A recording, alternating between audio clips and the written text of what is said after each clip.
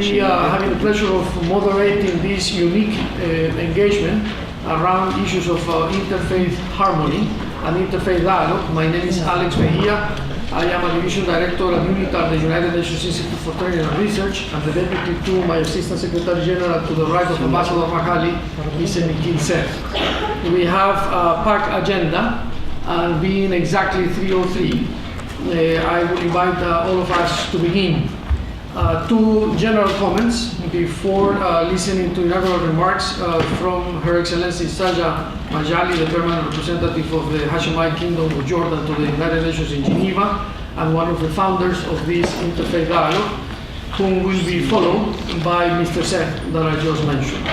First comment is that we indeed celebrate this opportunity to engage in an open, frank dialogue on what can be done so interfaith engagements can prosper, and how can this type of dialogue be fostered around the world. And number two is to call your attention to United Nations General Assembly Resolution A65/5 that was personally motioned and presented at the General Assembly by His Majesty King Abdullah II of Jordan.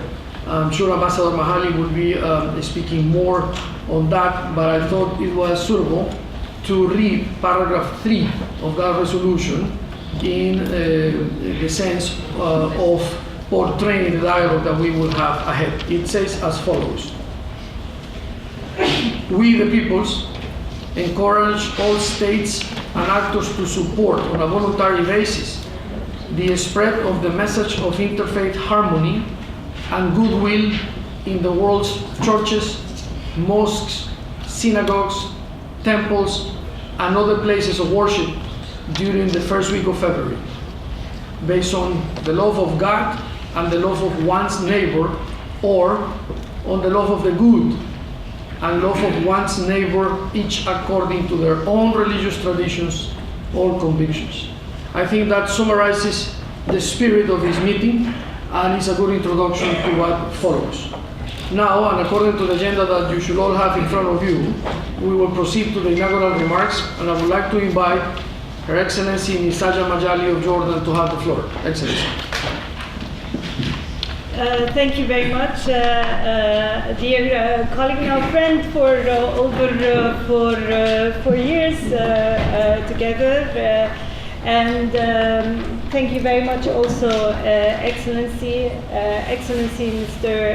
Nikhil Seth, UN Secretary General and Executive Director of UNITAR, Excellencies, colleagues, distinguished delegates, ladies and gentlemen, and friends of, I would say, interfaith dialogue gathered here today. Thank you first for giving me the opportunity to say a few things and share them with you all. Now, throughout and as far as can be remembered, the people of my hometown have continuously repeated that the priest, or al-Khuri in Arabic, is from the Ma'aitas. And if you are asking yourselves what could this be all about, let me tell you that the story is very simple. In the governorate of Karak, there is a village called Adar, inhabited by Christian and Muslim clans, primarily the Qaim, Danat, Hijazin, and Ma'aita, the last being the Muslim out of all four. And these families have always lived together, representing a true model of unity in their practices and traditions and in other things that may go beyond what could be envisaged. In olden days, however, when it was first decided to build a church in this town, the Ma'aitas generously donated a piece of their own land to allow their Christian brethren to have their church. But as in any good stories, it had to have a tiny glitch, the catch being, in this case, the condition attached to the donation, that the priest be appointed from among the Ma'aita sons. How, you may ask, beats anyone outside Karak, as much as maybe many of you here today. But it seemed to make very good sense then to the people of this small town, and believe it or not, it still makes sense to them today. And if you think this is a bit strange, wait until you hear about another Christian from Karak, whose name I will not mention for privacy concerns. He decided at one point that enough was enough and he would not take injustice anymore, because why shouldn't he also get himself a second wife? Because his friend Faris al-Ma'ata can do so.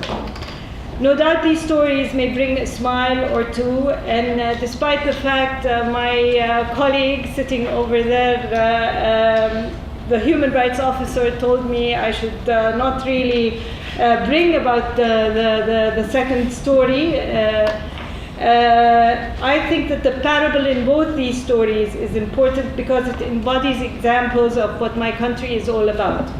It allows you to understand how you can have a priest from the Shuraiha family, also from Karak, named Muhammad, with a brother called Ahmad, and why also Khazar al-Halasa, a second priest, can take the pulpit of the Grand Mosque in the town of Ai and address the Muslim congregation as if it was his own. This should not come as a surprise to anyone here, because Noah, Abraham, Moses, Jesus, and Muhammad, and many other prophets have walked our land. Their presence left a mark not only on Jordan and its heritage, but also on its people.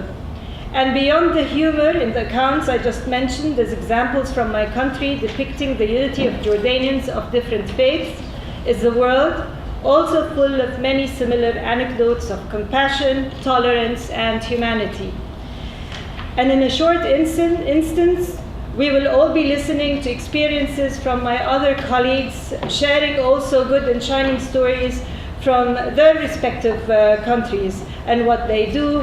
Ambassador of Canada, Ambassador of Azerbaijan, Ambassador of Singapore, Ambassador of the Holy See, Sovereign Order of Malta, and Ambassador also of the OIC. On the 7th of February, 6 days ago, Jordanians commemorated the occasion of the 20th anniversary of the passing away of the late King Hussein, who believed that Islam is a religion of love, tolerance, and dedication that shuns extremism and bigotry.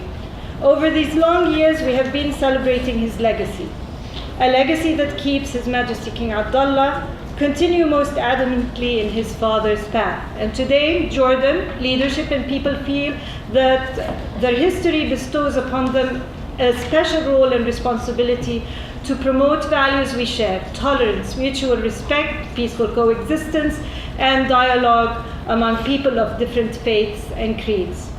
This explains why we would launch General Assembly Resolution 65/5, which declares the first week in February each year as World Interfaith Harmony Week, that Mr. Meha here has just mentioned paragraph 3 of the resolution.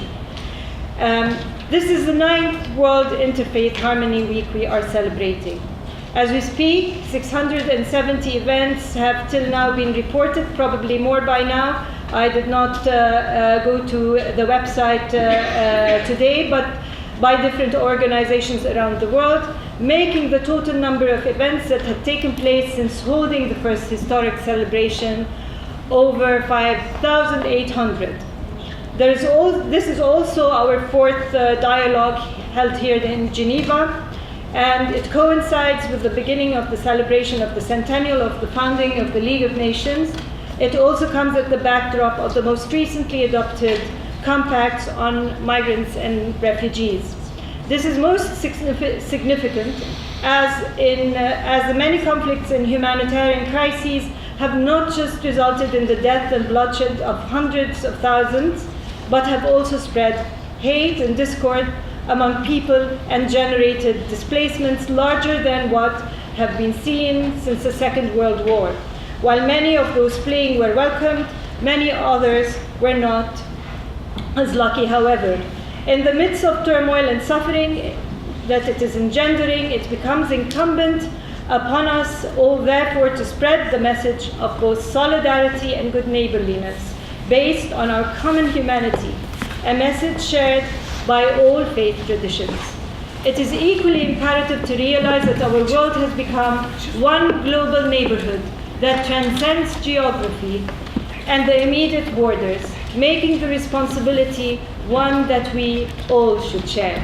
Moreover, as protection and solutions for displaced are often a question of capacity, limitation, and resources, international solidarity and mechanisms for international cooperation, therefore, would continue to be needed. Colleagues, ladies and gentlemen, my country, Jordan, has always been at the forefront in its service of humanity. Along its history, we have hosted several waves of people fleeing their homes out of a moral responsibility. We have left our doors and hearts open to both neighbors and strangers, welcoming in true Muslim, Christian, and brotherly spirit those seeking our protection and sharing with them what we have. Our armed forces and border officials were the first responders assisting those arriving, and every city and town in Jordan can claim to have proudly taken in someone from somewhere in the world. The tipping point was, however, the most recent influx with which we have been dealing for over 8 years now, and which resulted in the arrival of hundreds of thousands.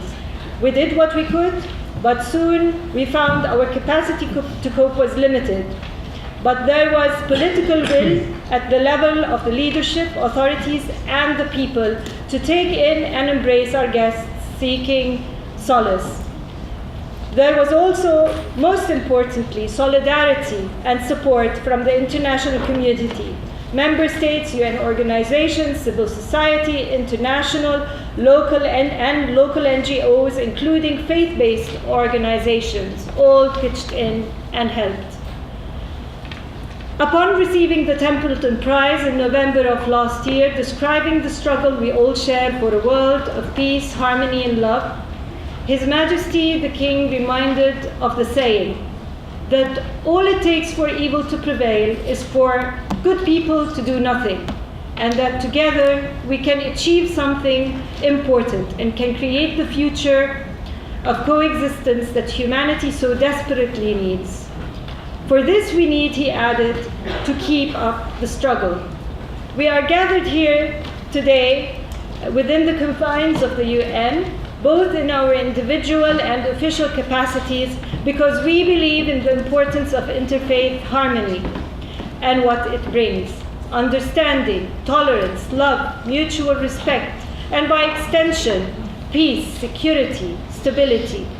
Ensuring these values that our different faiths all share requires continuing to work on maintaining them. It seems a daunting task at times, but we should never underestimate or forget what we as individuals, groups, communities, and states can all do together. So let us once more, and I quote once again, keep up the struggle. And thank you very much.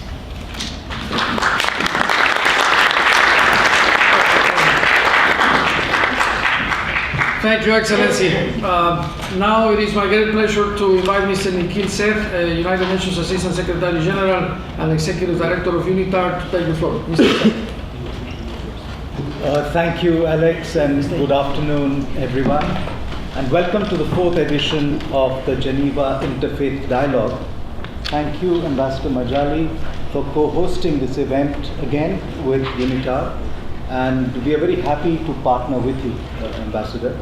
Thank you, Ambassador Gallegos, for coming all the way from New York. Your commitment to this cause is truly laudable. Thank you, distinguished ambassadors and fellow panelists. Thank you all for being here. And I also would like to thank the many who are joining us virtually, who might not be in this room. Obviously, our efforts today have to be replicated millions of times to disseminate the message of peace and harmony in our world, being torn apart by hate and violence, pushed often by religious biases and prejudices. At UNITAR, we are convinced that the Interfaith Dialogue is not a feel-good event alone. It is fundamental to peace and security, to sustainable development and the world and the future we all want. The 2030 Agenda calls for the development of peaceful and just societies, which is the basic building block for the hopes and dreams of our people and their prosperity. Achieving the agenda, especially for those who are furthest behind and the most vulnerable, will depend upon the harmonious coexistence of people of different identities, of different faiths and cultures. There is no place for discrimination or persecution. There are false notions of us and them that are creating different problems in different parts of the world. Solutions to our global problems of poverty, of hunger, of inequality, of climate change, biodiversity loss, reject the concept of us and them.